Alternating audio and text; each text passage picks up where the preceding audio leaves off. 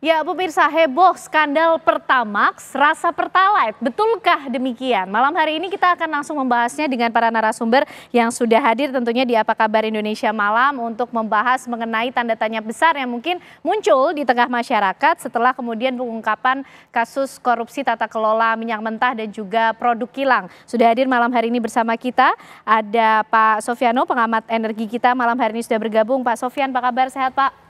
Kabar baik, sehat, Mbak. Oke, dan juga bergabung bersama kita Mas Sony Susmana, pemerhati otomotif. Mas Sony, apa kabar? Sehat? Baik, sehat. Oke, dan selamat malam. Dan bergabung melalui sambungan Zoom ada Komisi 12 DPR RI, ada Pak Ramson Siagian. Pak Ramson, selamat malam. Oke. Selamat malam Pak Sofian, Pak Mason, dan pemirsa. Selamat malam Pak Ramson. Oke, Pak Ramson, sudah kemudian digelar pertemuan ya antara Pertamina dan juga Komisi 12 DPR RI. Fakta apa yang ditemukan di sana? Karena kalau dari yang disampaikan Pertamina ini katanya tidak ada pengoplosan yang dimaksud.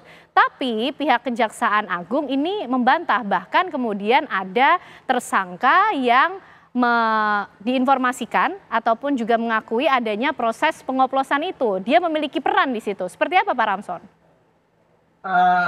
Kemarin kita rapat sebenarnya agendanya sudah diagendakan 2 minggu yang lalu untuk keamanan ketersediaan BBM dan khususnya BBM di seluruh Indonesia menjelang Idul Fitri. Jadi kita agenda utamanya itu, dan sudah ada jaminan ketersediaan BBM, malah stok average-nya ditingkatkan. Tetapi karena masih up to date case-nya, terjadi munculnya masalah di Pertamina dengan digeledahnya kantor Pertamina dan rumah-rumah pejabat Pertamina, sehingga menjadi pembahasan kita, tetapi bukan soal penegakan hukum kita serahkan ke penegak hukum, tetapi soal mengenai apa yang dikemukakan oleh Kejaksaan Agung. Kita minta agar Pertamina Patraniaga dengan jelas dan tegas jangan sampai membohongi masyarakat. Jadi kita memang tegas dari hasil penjelasan itu bahwa memang RON 92 itu dicampur dengan aditif yang dari Afton Chemical Corporation dari Amerika, ditambah pewarna itu yang spesifikasinya ditentukan oleh Ditjen Migas Kementerian SDM. Dan perusahaan, kebetulan kita juga rapat itu bukan hanya dengan Pertamina Patraniaga, juga dengan perusahaan-perusahaan pendistribusi BBM seperti Shell, juga Vivo, juga AKR BP, dan juga Exxon. Untuk membandingkan prosesnya begitu, sama atau tidak? Untuk RON 92, mereka melakukan juga mencampur aditif dan juga pewarna untuk RON 92. Jadi dengan istilah masing-masing yang sudah dijelaskan di sana. Jadi misalnya Pertamina, Pertamax, terus yang lain dengan nama-nama tertentu. Jadi itu yang berkembang. Kalau mengenai kasus bahwa ditemukan, artinya penyalahgunaan, karena memang produksi minyak kita, lifting minyak kita kan hanya sekitar 600.000 barel per hari. Konsumsi dalam negeri sekitar 1.600.000 barel per hari. Jadi 1 juta barel per hari dalam bentuk crude dan BBM itu kita import.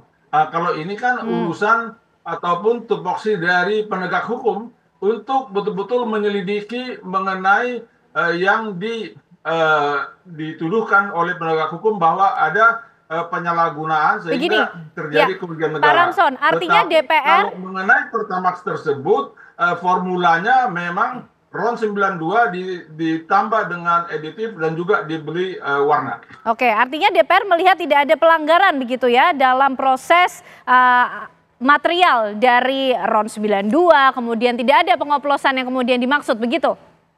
Kalau sekarang memang yang sekarang ini kita ketemukan tidak ada. Karena penegak hukum mempersoalkan tahun 2018 sampai 2023. 2018 sampai 2023. Agar penegak hukum juga lebih terbuka. Dan kita juga nanti akan reguler akan kita melakukan pengawasan, apalagi ada Panjamigas dari Komisi 12, Komisi Energi akan bekerja sama dengan Lemigas. Oke, baik Pak Ramson.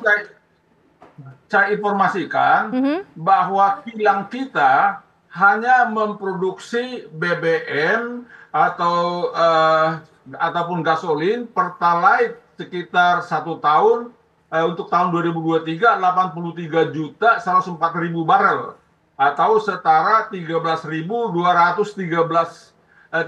miliar 213 juta 530 baik Pak Ramson. Baik, kami sudah tangkap. Hanya diproduksi 5.807.000 barel atau baik, setara 933 juta 330.000 liter. Baik, DPR sudah memiliki data begitu detail ya Pak Ramson. Baik, kita sudah tangkap poinnya. Baik Pak Ramson, tapi kita mau ke Pak Sofyano dulu juga. Pak Sofyan, ini gimana? Jadi memang bisa RON 90 atau lebih rendah, kemudian dicampur oleh zat aditif, sehingga kualitasnya sama, angkanya menjadi RON 92, karena ini yang beredar di masyarakat seperti itu loh. Ya gini Mbak, selama ini ya, kita udah tahu ya, itu banyak toko-toko otomotif yang juga menjual aditif. Kan itu. Nah, pertanyaan benar apa enggak? Dan ternyata tidak ada komplain. Nah, di dalam dunia minyak, di dunia migas, menaikkan RON itu bisa, ya. Tapi dengan blending, tidak menggunakan kata oplos, karena kata oplos di negeri ini dikonotasikan negatif. Padahal blending. Sebetulnya beda kah prosesnya antara mengoplos dan blending ini, beda. Pak Sofyan? Kalau ngoplos, air sirup dengan air tuh ngoplos, cuman diaduk pakai sendok pun selesai. Kalau blending memerlukan alat yang khusus dan biaya yang besar. Nah itu. Nah ini kan masalahnya apa? Ketika ramai-ramai dipotret masalah blending sebagai kata oplos, sehingga memancing reaksi publik. Ya, setahu saya Kejaksaan Agung pun tidak menggunakan kata oplos di dalam press release-nya. Coba dicari, tidak ada kata oplos, tapi menggunakan kata blending, ya. Nah itu. Tapi kalau kita kembali ke sana, kalau memblending 92 diturunkan 90 bisa. Kalau 90 atau lebih rendah menjadi 92? Bisa, tapi tidak akan mentok sampai 92 lebih ya, bisa. Itu menggunakan zat-zat tertentu yang namanya HOMC dan di blending. Itu juga menurunkan juga bisa, harus di blending. Tapi biayanya hampir sama dengan 92. Jadi artinya ketika dilakukan blending dan hasilnya sudah keluar, itu dicek lagi oleh Kementerian SDM. Dan komposisinya sama tidak ketika proses blending itu dilakukan dari RON 90 atau lebih rendah kemudian dilakukan blending, komposisinya sama dengan RON 92? Gini, saya katakan saya bukan ahli tentang itu ya. Tapi secara umumnya saya mengatakan gini. Katakanlah Pertalite atau Pertamax lah yang katanya dioplos dari 90 menjadi 92. Dari 2018 sampai 2023 sudah ada berapa ratus ribu kendaraan yang jadi korban, yang jadi mogok, jadi rusak. Itu pertanyaan mendasar. Itu dia. Itu kan gampang menjawabnya. Artinya apa? Artinya secara spek ini tetap on spec, tidak off spec. Karena ini dilakukan tes uji dari Kementerian SDM. Nah, ini kan cuma yang jadi rame karena istilah kata oplosan ini yang digoreng kiri, goreng kanan, jadi bikin rame. Tapi kenyataan di lapangan pun tetap sampai hari ini pun SPBU Pertamina tetap didatangi masyarakat. Baik Pak Sofyan. Itu menjadi indikator yang digunakan oleh Pak Sofyan ya untuk menjelaskan mengenai oplosan yang ramai di tengah masyarakat. Mas Soni, tapi mungkin sebagai pengamat otomotif ya, urusannya ke kendaraan nih ujung-ujungnya ya kan, dari bensin-bensin ini loh, minyak-minyak mentah yang diolah ini. Kita pengen tahu sebenarnya Komposisinya seperti apa ketika ini dilakukan proses blending? Apakah sama seperti RON 92? Tapi dijawabnya nanti ya, Mas Sony. Karena ini sebenarnya cukup komprehensif. Usai jeda pemirsa, kami kembali untuk Anda. Ya, ini yang bikin heboh pemirsa, skandal Pertamax rasa Pertalite. Tadi sudah coba dijelaskan oleh Pak Sofiano, bedanya oplosan sama blending. Nah, Mas Sony, ini sebagai pengamat otomotif, berurusan sama kendaraan langsung yang menggunakan bahan bakar minyak tersebut, entah itu RON 90, 92, ini experience-nya seperti apa? Atau mungkin sudah pernah melakukan pengujian? Sebetulnya RON 90 atau lebih rendah ketika kemudian dilakukan blending, apakah spesifikasinya, komposisinya sama dengan RON 92? Jadi gini Mbak, mobil-mobil atau kendaraan sekarang ini kan udah canggih semua ya, semua udah serba presisi. Sehingga dia harus minum bahan bakar yang sesuai spek. Ya. Nah, pertanyaannya adalah, kalau kita isi dengan bahan bakar yang speknya lebih tinggi atau lebih rendah, dia tetap jalan hidup atau enggak? Hidup tetap. Hidup. Yang jadi masalah adalah di kemudian hari ada penurunan performa. Ya, di kemudian hari. Tetapi waktunya itu kita nggak bisa tahu. Tapi jangka panjang dia akan merusak komponen yang ada di dalam mesin tersebut. Jadi tidak bisa langsung dilihat dalam waktu jangka pendek, sayangnya ya? Nggak bisa, ya. Tetapi yang bisa tahu adalah pihak bengkel. Mekanik akan bisa tahu bahwa oh ternyata ini konsumsi bahan bakarnya tidak sesuai atau settingannya tidak pas, itu pihak bengkel yang tahu. Oke, nah Mas Sony sempat juga heboh beberapa waktu lalu, ini ada filternya kemudian kotor, ini apakah juga menjadi salah satu indikasi penurunan performa tadi ketika kemudian bahan bakar yang digunakan tidak sesuai spek dengan kendaraan begitu? Atau kalau kita bisa menilainya dari bisa. Apa? Salah satunya bisa seperti itu. Apalagi tapi Mas, kasus yang kayak kemarin saya nggak tahu ya. Tapi paling tidak ada satu, apabila kita pakai spek yang lebih rendah, ya, itu ada satu gejala-gejala yang negatif di kendaraan. Misalnya ngelitik, tarikannya kurang. Itu biasanya pengemudi yang tidak sensitif tidak bisa merasakan itu. Tapi orang yang biasa merawat kendaraannya, dia tahu ini ada yang aneh nih di performa mobil saya. Nah, itu bisa dari settingan, atau dari servis yang tidak berkala, atau dari bahan bakarnya. Nah ini karena kan memunculkan kekhawatiran ya Mas Sony di tengah masyarakat. Apa kira-kira yang bisa dilakukan oleh masyarakat untuk mengecek? Selama ini kan ya sudah berjalan ya beberapa tahun. Selama ini mungkin sudah melakukan pengisian bahan bakar minyak beberapa kali. Apa yang bisa dilakukan? Jadi gini, yang paling simpel adalah masyarakat pengguna Pertamax bawa mobilnya aja ke bengkel. Ya, dicek ulang bahan bakarnya, kemudian kompresinya segala macam, ruang bakarnya itu bisa dilihat kok. Kalau saya tetap pakai Pertamax. Kenapa?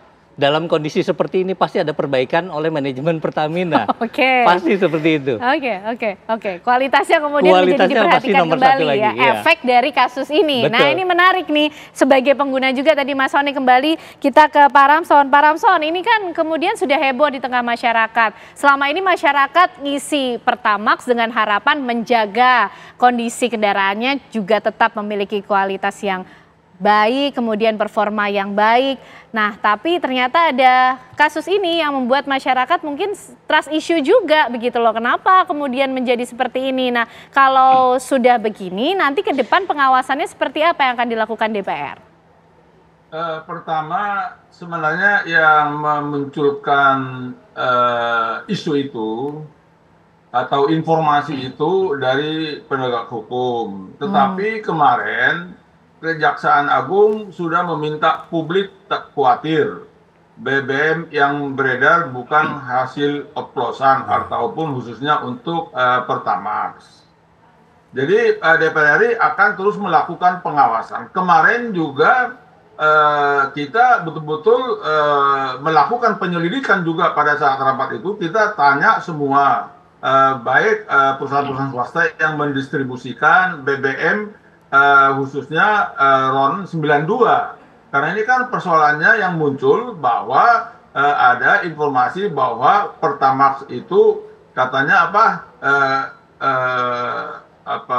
Pertalite rasa Pertamax. Padahal sebenarnya Pertamax itu adalah RON 92 untuk Pertamina, RON 92 yang ditambah dengan adiktif dan juga warna disebut Pertamax. Kalau untuk sel disebut sel super juga RON 92 dengan ditambahan aditif.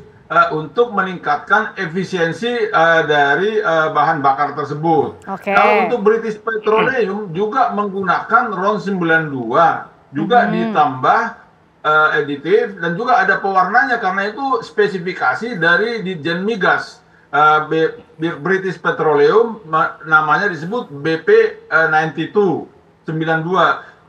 Vivo juga menjual selevel dengan Pertamax dari RON 92 disebut Revo 92. Kalau soal blending, campuran sama oplosan itu sebenarnya soal bahasa Mbak Ken. Baik Pak Ramson. Soal bahasa, kalau bahasa Jawa itu oplosan, terutama bahasa yang agak pasar ya, itu sama dengan campuran.